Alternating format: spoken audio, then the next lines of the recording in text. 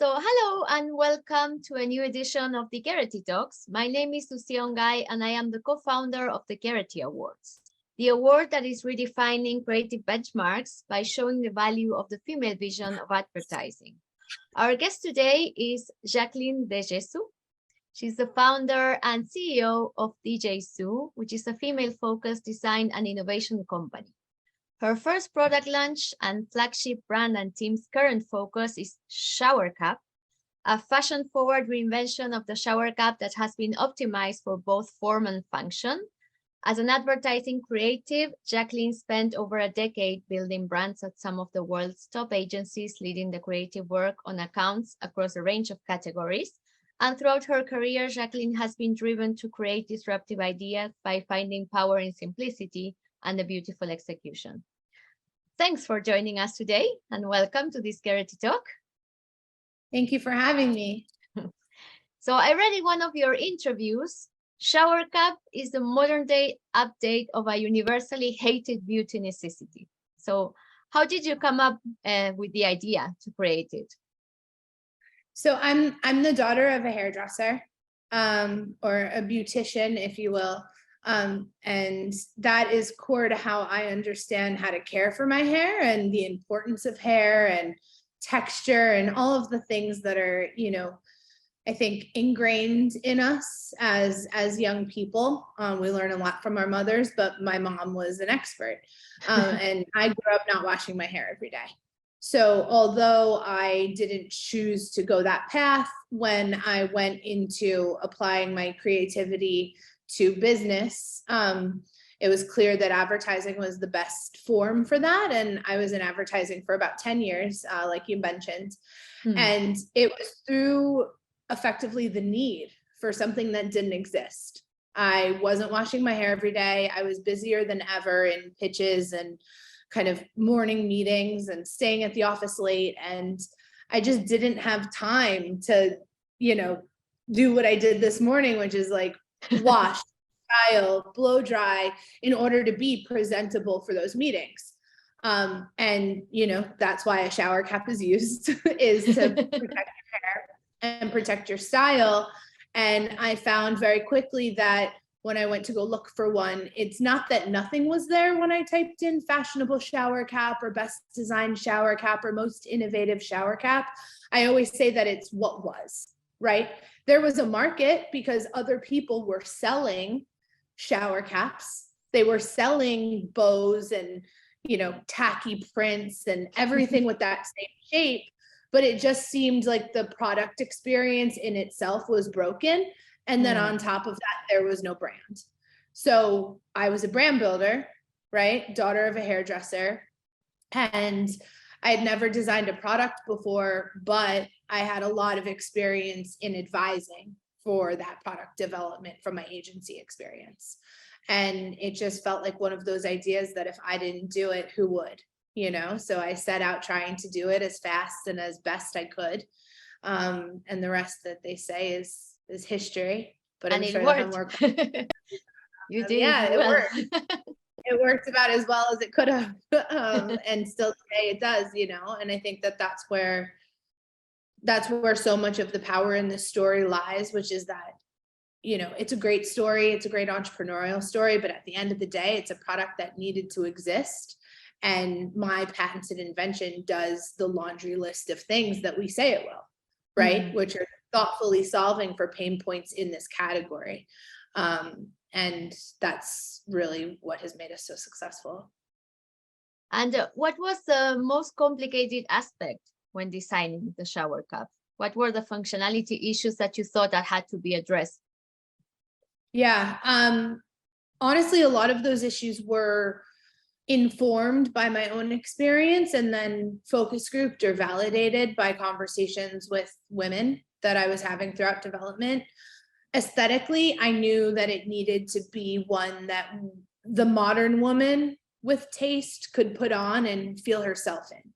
And I think we translated that into a multitude of ways, mainly being this turban silhouette, which had never been seen in the category before. And the fashion forward prints actually being not, is it a cute pattern for a shower cap, but would I wear it on a printed blouse? Would I wear it on a sundress, right? Just raising the bar for aesthetically what was acceptable or expected. But really fundamentally, like, we brought trust back to this category. And that was so much of the reason why women weren't using this. So it laddered up to all of the reasons, right, of hearing these thoughtful insights and applying them through design. But it was really about building a brand that women wanted to participate in and having a product that reestablished trust in this category, so that when they were wanting to participate in it, the trust of the product love, even after it was out of the box and once it was in use and the brand was kind of no longer present, that the product built that connection with the consumer. And you mentioned the print. So the Basilica, the Lucci, the Foxy are some of the model names, and each shower cap has a different and very original tissue. Tell us about the naming process. Yeah. So in the first collection, I knew that I wanted the prints to be, bold, and different. I think what the category had seen before was very kind of this girly feminine aesthetic, and there wasn't a lot of power in it. So what you saw were these women with kind of bold styles that were then putting on florals just because it was the best that was there. And the self-identification between the prints, right? Choosing it like a fashion accessory. We always say you're stripped of everything else, right? You're stripped of your beautiful blue earrings and your gorgeous printed blouse when you're in the nude. So if we're the only thing that's with you at that time, you want to feel connected to that style and that aesthetic. So we purposely try to make every collection have something for everyone, and we bring that to life through the names. So the Basilica is this like beautiful flowery print that happens to be kind of this like romantic feeling. And we named it after my wedding venue. I got married at the Basilica. So there's a personal tie to some of them, but then there's also like the Foxy is very much this 70s vibey print. We want to guide the consumer to that pairing, right? We want her to understand, or them to understand, that it's intentionally that era, right? So if she likes that era and her style is informed by that era, then this is the one for her. I think that's my favorite. When I was going through all the models, I really liked that one. Yes. I also read you people like kind of appropriate the different models, and they start talking about them as a person, and that's very cool too. It is sorry, I just took a screen grab. It's been very interesting to see, and that was immediate at launch, even when we were a much smaller brand.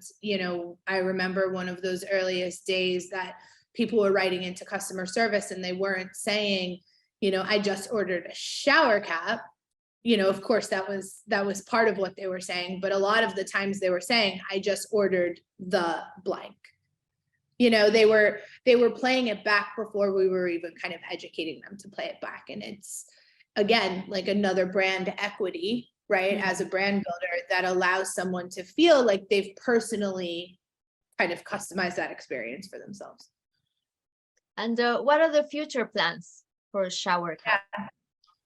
So Shower Cap is my first invention and the team's current focus, but I am very inspired by the story and the business case of what happens when you invent a new thing, right? And I think that inventors in general kind of get a bad rap in the industry. A lot of inventors and the perception of inventors are relegated to flighty, quirky, kind of fly by night, always onto a new idea, or cheap, right? Like the QVC or the infomercial kind of trope of invention. So I intend to have a portfolio of brands that are rooted and anchored around hero products that are patented. So a portfolio of inventions, with shower cap being our first, but what's next for and that's what's next for me as founder, in the future of obviously a huge business opportunity to kind of own that space. And really give back, I think, through mission-based work. A lot of what I'm motivated by and inspired by is that everyone knew that this problem existed, but why was I the one that felt like I could solve it, right? What were those unique tools, resources, networks, and how can we make that a more approachable and valuable and informative and educational roadmap for any woman or any person who has an idea, right? Like, that's my mission-based work as we go to the future. But the future of the shower cap brand is one of the biggest unlocks that we established when we launched this brand. Was the category was talking to women in a way that they didn't want to be spoken to. And that was always true, and that was very obvious for me. It was not in line with the actual consumer insight of why someone was purchasing the category or reaching to purchase the category. Prior to our entry, shower cap companies or companies that sold shower caps, because again, there was no brand, they were saying, use this shower cap to preserve your style. Sure. But that's not what makes a multi-million-dollar global brand. That's not what launches the potential to have, a household name. And through our question or our understanding of women not washing their hair every day, right? That was the consumer insight that catapulted this entire brand and this entire category. It was a recognition of the behavior that existed and why this product tied to that behavior, rather than this kind of tertiary, smaller opportunity in style preservation. A busy mom, that just had her third kid, is not jumping into the shower to preserve her blowout. She's jumping into the shower and using a shower cap because she simply doesn't have time to wash it, right? So it was really understanding the consumer behavior as to the why. And because we've been asking that question, and because we've been a brand that has unabashedly stood for destigmatizing the behavior of dirty hair or skipping washes, right? Because I skip washes. I'm known for how healthy and long and shiny my hair is. It's not this dirty, smelly thing that I think the patriarchy still tries to shame us into thinking that it is. But what that's done since we launched with that question, and now we still are anchored in that question, is I have a community of people, almost and 500,000 deep, that are united by this behavior of skipping washes. If this is in your shower, it's your main tool for skipping washes. So what else do you need in that system? What other brands are you going to for your cleanse, your condition, your styling, and your accessory?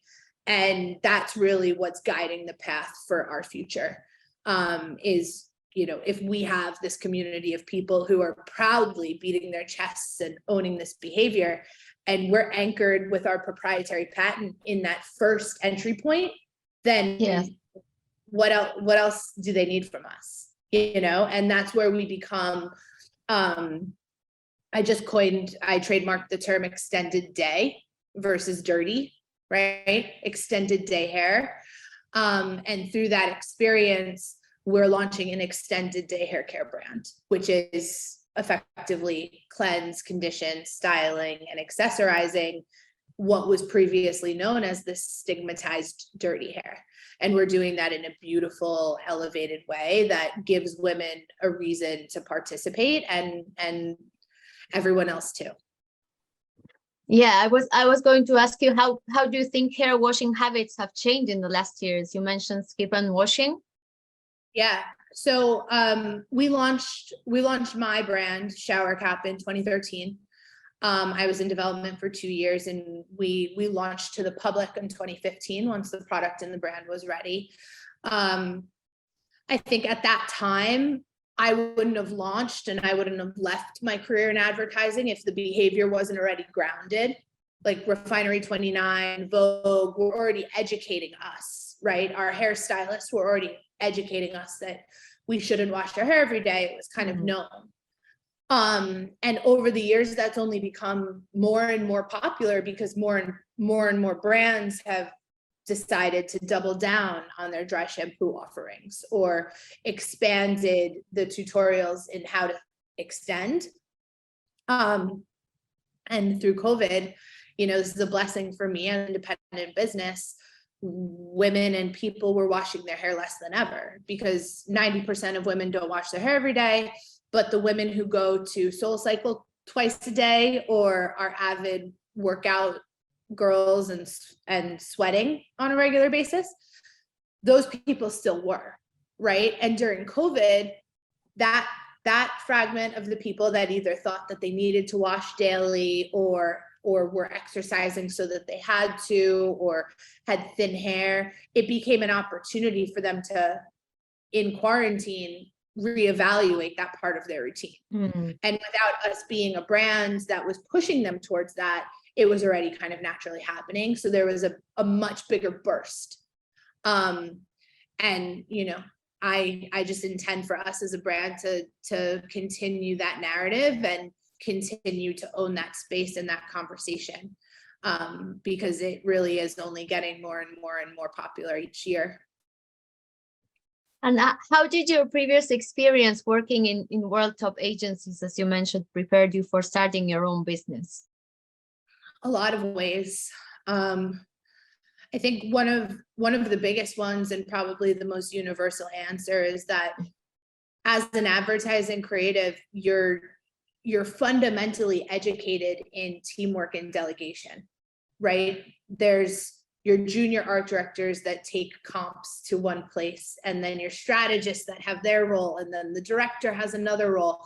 So you're very familiar with not owning the entire process and what roles every other person on a team really plays to bring something to life. And I think with my understanding of how teamwork kind of worked in that way, I was never too precious to give away certain pieces of this business to the right key players, right? The specialists or the people that maybe understood a part of the world better than me. And I credit a lot of that to advertising because now that I'm mentoring a lot more female founders, I see just how difficult that is for people and for founders in the early days to really be able to scale the business. And in order to scale the business, you need to relinquish control over certain pieces of it. And that's what I coach a lot of female executives on, or female founders in their early days. But I think my agency experience really allowed me to come to it with that perspective, right? Like there was never a reason for me to be packing bags if I could be doing something that was more productive for the business and in line with my skill set. Those are critical things that allowed us to scale the way that we did in the very early days. And I think that my willingness, my understanding, my like acceptance of that being the reality of how you accomplish big tasks is probably the most notable. All of the other things, like being an expert in brand strategy because I was learning from the best, you know, that of course was important. But that seems like more the more obvious take is like I was building brands for other people on an agency payroll, you know, and I just kind of took all of those learnings and applied it to what we needed to do in this space when I was on my own. And also creative is expensive. You know, like really expensive. So for me to be able to handle site design and package design and brand strategy, that really propelled us for the first couple of years of the brand's growth, you know, and a lot of that was because it came free to us because it was the skills that the team had, you know. But I think org chart and like understanding how to scale the team and whose role was to do what, that's the place that most often I reference as something that I wouldn't have probably known if it wasn't for those years. And you mentioned how difficult it is to be an entrepreneur with things. What difficulties did you find when founding your company? What were the biggest challenges of being an entrepreneur?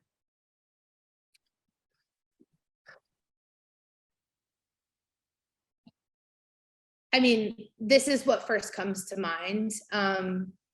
You know, in advertising, as a creative, you're treated like a creative resource. You know, you're treated like a replenishable, rechargeable battery, right? And there are people who literally exist within the agency structure to pace you, right? If you're on a big pitch or you're pushing for award case studies, on the other side of that, they'll manage it so that you're not on another pitch, right? Or the best agencies and the best creative resource managers do. But you're trained innately to push yourself to that limit, right? What is that limit? And then they are responsible for kind of like resetting you or managing your schedule. With SHHOWERCAP, I always say it took me probably 3 years too long to learn how to do that myself. And it not only translated to the way that I worked, but it translated to the way that I expected my team to work. And, you know, we accomplished a lot, but it's a very sophisticated management strategy for people when you're treating them as if they're chips, you know, to accomplish a goal. And that you can move them around to another slower project if this one heats up. And I didn't have that type of infrastructure in place, you know? So I think my biggest learning was like not only how to pace myself, knowing that that was the way that I was trained to work and recognize opportunity and kind of push my own self to the limit, but also learning what that means in 2020, you know, or 2019, as I'm scaling a team as an independent brand, because Gen Z and younger millennials, like the attitude towards work certainly has changed. And I think like I was running my company when that change was happening, with still quite an outdated kind of understanding of what was expected to accomplish greatness. Yeah, and that is like related to, or maybe you already answered a little bit. The quote says, "Nothing excites my team and I more than converting a non-SHOWERCAP user into a SHOWERCAP user." So how do you encourage the people you work with to give their best creative self? We're very mindful about self-care these days. We have quite a palpable expectation of transparency. And I always say, like, I would rather you tell me that something can't be achieved or that you're having an off day than see the impacts of you being afraid to have that conversation with us, you know? So I think creatives especially do their best work when they feel nurtured and safe to fail. And that translates to everything from, you know, the expectations of what that project required, the timeline of it, but also what that first review feels like, what that second review feels like, and really creating an environment where people have the opportunity to take risks, you know, and it's not the worst thing in the world if it doesn't get it right on the first, second, or maybe even third time. That's now where my head is at.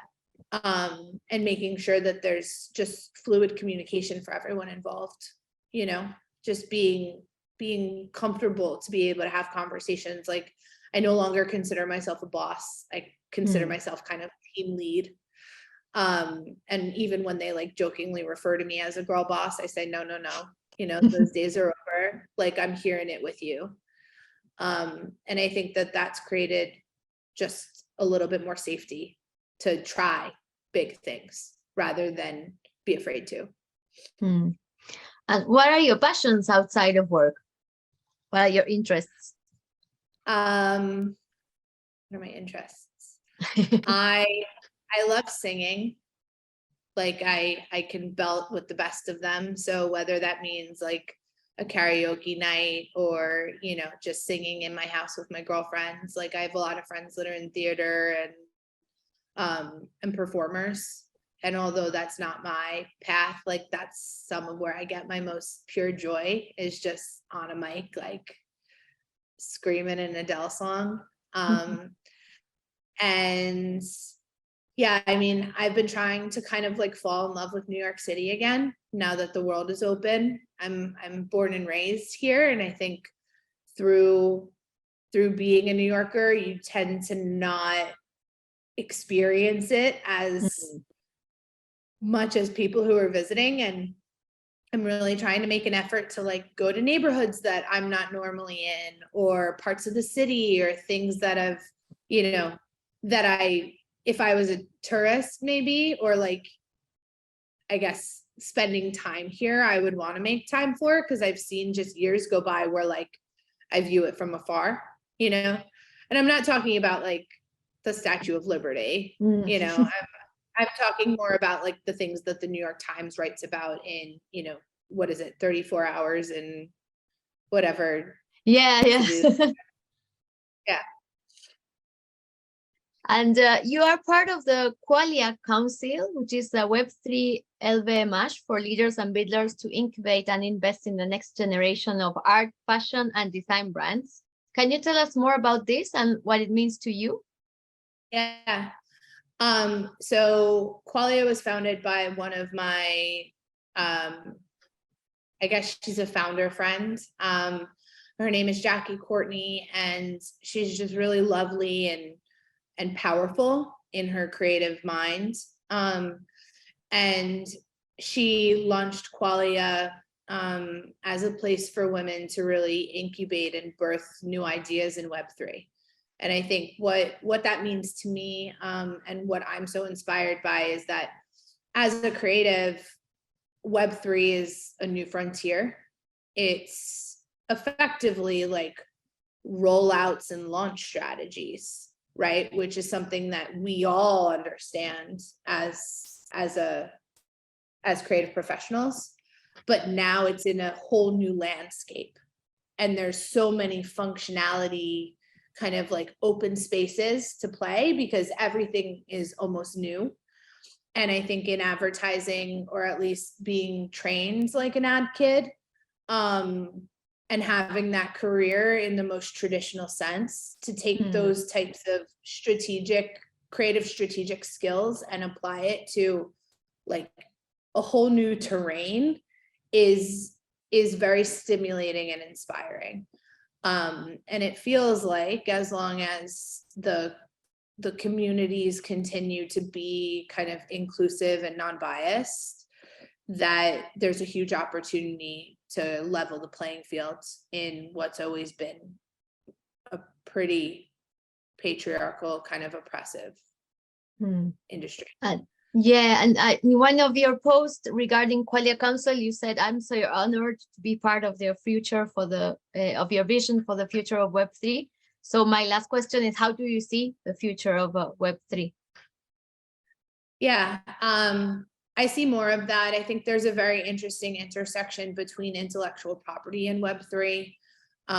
There's also a lot of really interesting work and community building being done around the way that brands engage in Web3.